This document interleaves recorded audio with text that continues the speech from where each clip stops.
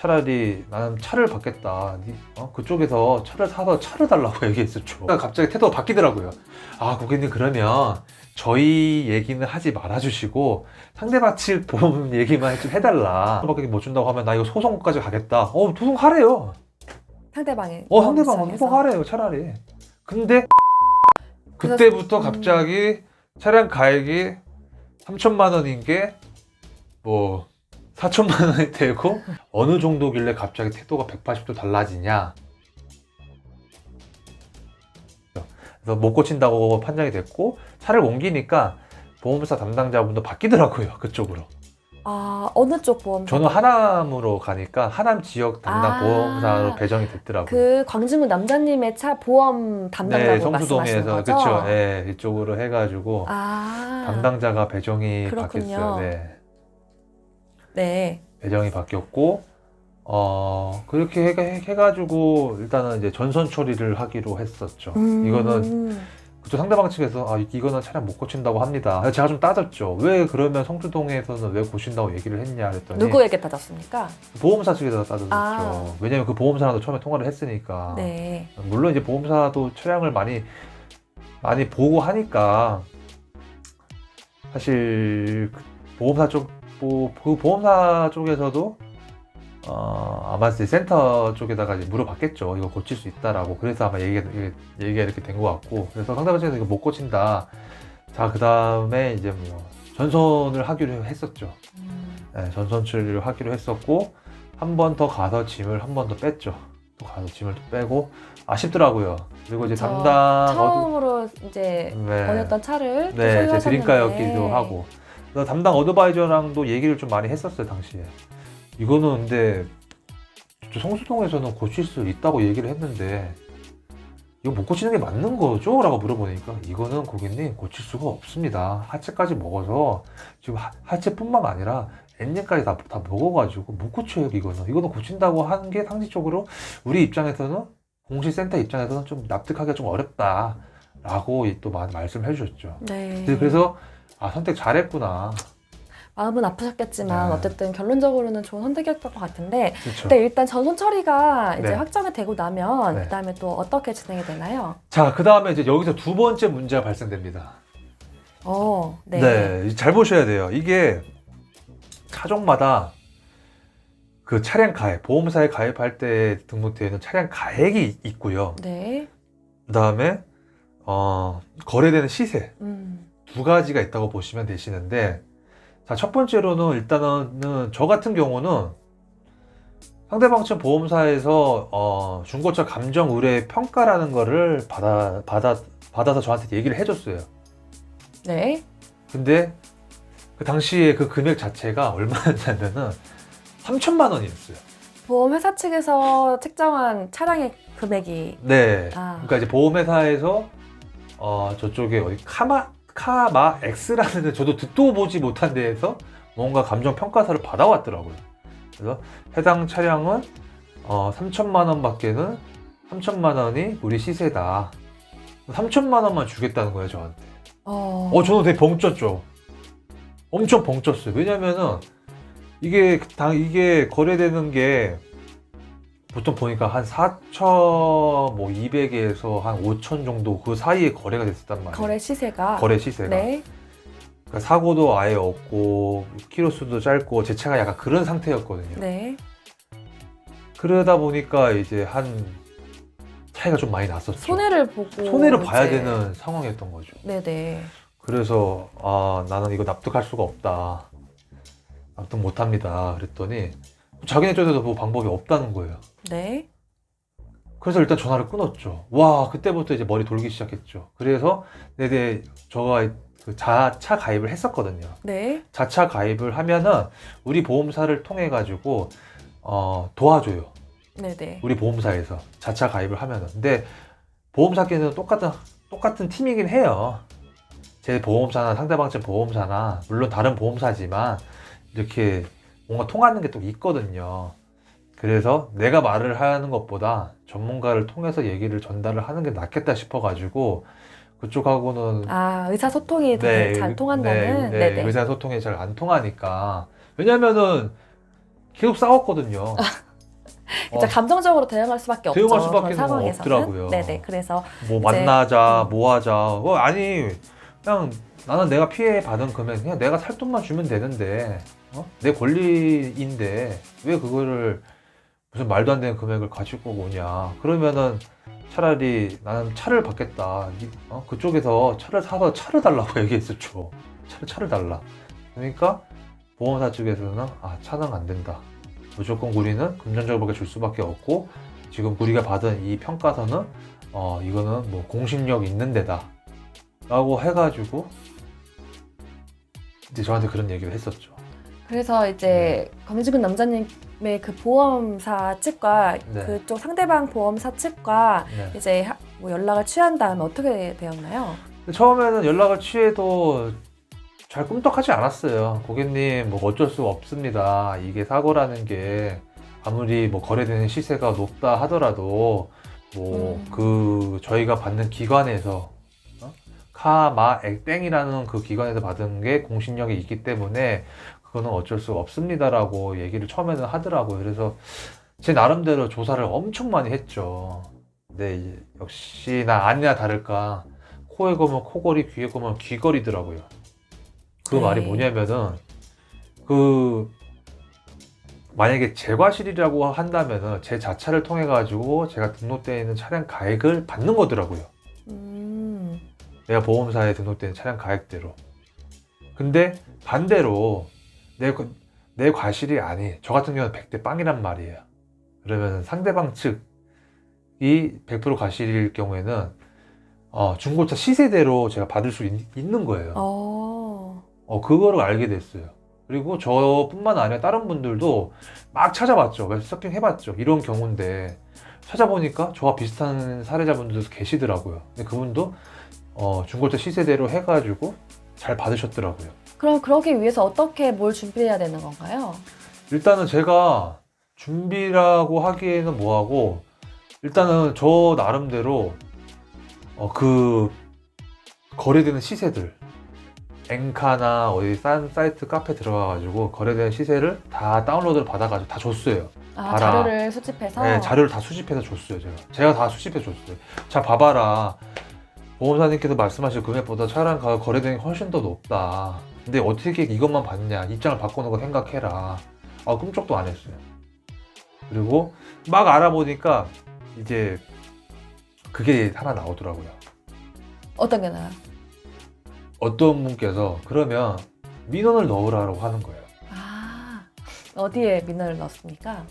금감원에 민원 넣었어요. 아. 금감원에 민원 넣는 것부터 넣는 순간부터 이제는 제가 원래는 제가 갑이 돼야 되는 거고 이제 뭐 그쪽에서는 돈을 줘야 되는 뭐 채권자 채무자 약간 그런 저는 돈을 받아야 되는 그런 상황인데 그렇게 되니까 진짜로 제 권리에 있어서 제 자리를 보장받았어요. 금융감독원에 민원을 넣는 순간. 그때부터 갑자기 차량 가액이 3천만 원인 게 뭐 4천만 원이 되고 이게 뭐 어쨌거나 제가 같은 경우 토탈적으로 취등록까지 다 합해가지고 4,500을 받았는데 네. 그렇게 아니 그러면 모르는 사람은 그냥 3천만 원 받고 끝나야 되는 거고 이렇게 또 말하지 않으면 모르는 상황이 되는 건데 참 답답합니다. 네. 그러면 금융감독원에 일단 민원을 넣는 게 한 수였나요? 네, 한 수였어요. 그리고 그 얘기를 우리 보험사 쪽에다가 얘기를 했어요. 나 금융감독원에다가 민원 넣겠다고 하니까 갑자기 태도가 바뀌더라고요. 고객님 그러면 저희 얘기는 하지 말아주시고 상대방 측 보험 얘기만 좀 해달라. 그래서 그때부터 뭔가 딱 이게 딱 깨달았죠. 이게 제가 그랬어요. 나 이거 그러면은 3천만 원밖에 못 준다고 하면 나 이거 소송까지 가겠다. 소송하래요. 상대방이. 상대방은 소송하래요, 차라리. 근데 금융감독원 얘기 나오니까 그때부터 상황이 달라진 거예요. 그때부터 제가 자료 한 수집도 다 인정해주기 시작을 했고 제가 거래되는 시보다 더 달라는 것도 아니에요. 그냥 내가 피해를 받았기 때문에 피해 받은 그 권리, 그 금액에 대해서 저는 딱 그것만 얘기를 했죠. 100% 피해자신데 그 정도 네. 요구할 수 있죠. 제가 뭐 거래되는 시세가 예를 들어서 뭐 5천만 원인데 7천만 원이죠. 그게 아니에요. 제가 그 거래되는 거에서 제가 살 수 있는 금액을 저는 제시를 한 거예요. 그렇게 해가지고 금융감독원에다가 민원을 넣으니까 어떻게 됐냐면 센터 팀장이 연락이 왔어요. 센터장님이. 그때부터 해가지고 이제 금액이 4천만 원 드리겠다, 뭐 더 드리겠다, 취하 좀 해주십시오. 이게 라고 금융감독원이랑 이제 또 보험사랑 엮이면 또 네. 좋지 않은 게 많다는 것도 저도 얼핏 들었습니다. 네, 그렇더라고요. 그래서 제가 그거를 저희 보험사 분한테 물어봤죠. 이게 민원 넣은 게 어느 정도길래 갑자기 태도가 180도 달라지냐 하니까 핵폭탄급이라고 얘기를 하더라고요. 그러면서 이제 자기는 절대 얘기를 좀 하지 말아달라고 얘기를 하셨고, 네, 그러게 됐어요. 근데 이런 차가 많이 없어요. 그쵸. 이제 9대 1이나 뭐 이렇게 피해 과실도 좀 사실 100대 0인 경우도 아니요. 그런 거 말고요? 그것이 아니라 차량 가액이 아. 보통은 거래되는 시세보다 차량 가액이 더 높거나 그래요.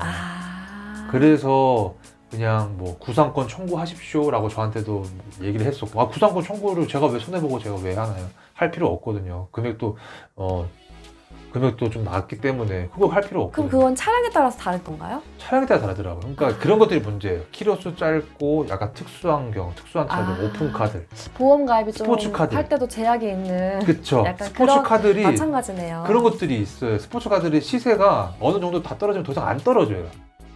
그러니까 차량 가액은 계속 떨어지는데 그런 상황이 발생이 되는 거예요. 그래서 내가 냈으면 저는 제 차량 가액밖에 못 받지만 상대방이 냈기 때문에 이제 저는 피해자이기 때문에 중고차 시세대로 저는 당연히 받는 거고, 그걸 처음에는 몰랐었던 거고. 그렇게 정말 된 거죠. 그 한마디로 말씀드리면 이제 금융감독원을 민원을 넣는 것도 하나의 민원 방법이다. 넣자마자 바로 아침에 눈 뜨자마자 바로 전화 한 부지런히 한 3통 와 있더라고요. 아.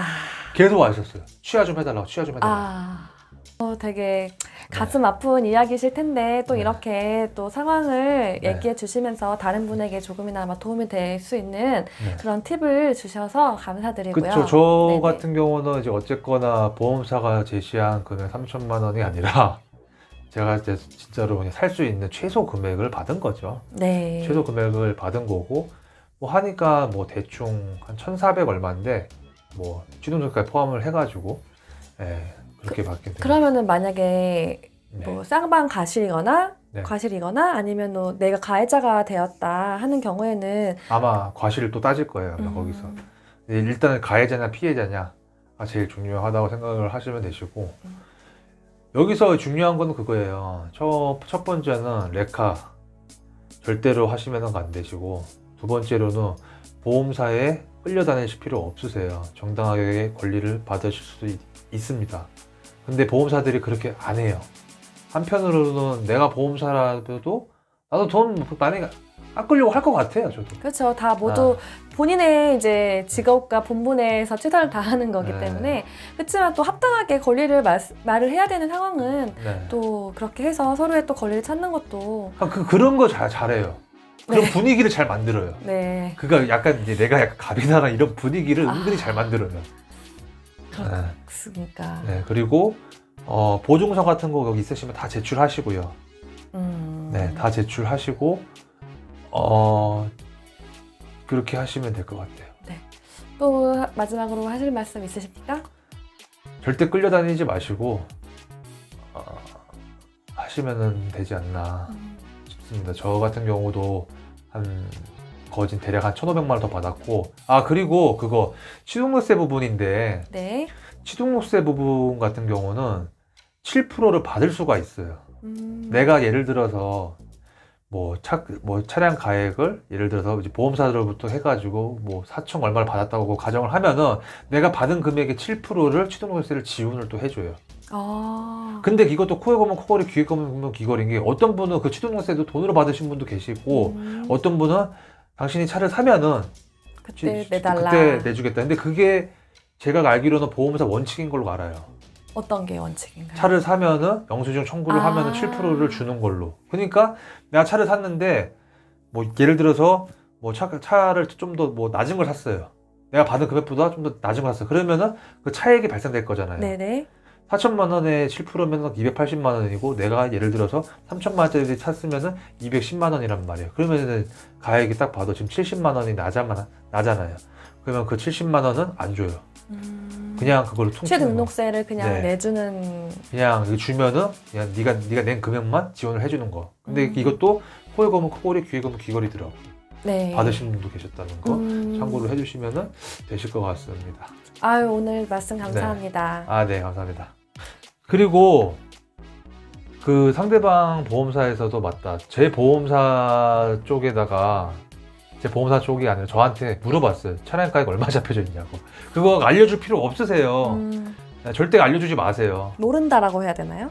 아, 그거는 왜 내가 물어보느냐? 그럼 왜 물어보시죠? 저는 제가 피해자고 제가 100대 0이 나왔기 때문에 중고차 시세대로 주시면 되는데 왜 그거를 왜 여쭤보시는 거죠? 그러니까 서로가 몰라요. 상대방 보험사나 우리 보험사끼리도 얘기를 안 해줍니다.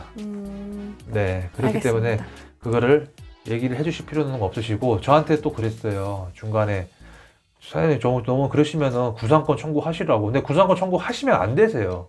구상권 청구하시는 거 아닙니다. 구상권 청구는 내가 상대방의 뭐 보험 처리가 뭐 상대방 측으로 못 받는 상황이거나 했을 때 그런 특수한 경우일 때 하는 거라고 보시면 될 것 같아요. 구상권 청구는. 근데 상대방 보험사도 떳떳이 있는 상황이라면은 구상권 청구를 하실 필요가 없어요. 왜 그러냐면은 구상권 청구를 이제 해버리게 되면은 그러니까 내가 가입되어 있는 차량 금액만큼만 우리 보험사부터 내 보험사도 돈을 받는 거예요. 그리고 그 금액만큼 상대방 보험에서 받는 거고. 근데 이게 또 괴리가 컸었어요. 그래서 나는 그렇게 해도 못하겠고 왜 내 보험사에서 내 보험료가 올라가면서까지 왜 그렇게 해야 되냐라고 그러네요. 보험료가 올라가니까. 올라가요. 네네. 근데 돈을 받으면은 구상권이잖아요. 이제 저희 보험사 상대방 보험사에서 저희 보험 돈을 줄 거라면 그때 또 풀린단 말이에요. 근데 예를 들어서 가액이 높으면 상관이 없어요.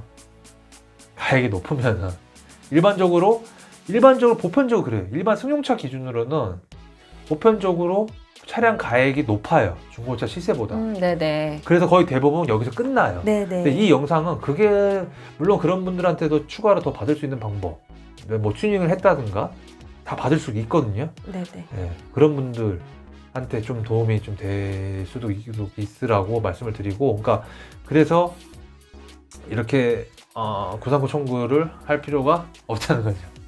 알겠습니다. 네. 감사합니다. 네. 그리고 추가로 제 차는 보험사에서 경매를 올렸는데 아무도 입찰한 사람이 한 명도 없었대요. 영원 나왔어요, 영원. 그것 좀 말씀을 못 드린 것 같아서 다시 말씀드리겠습니다.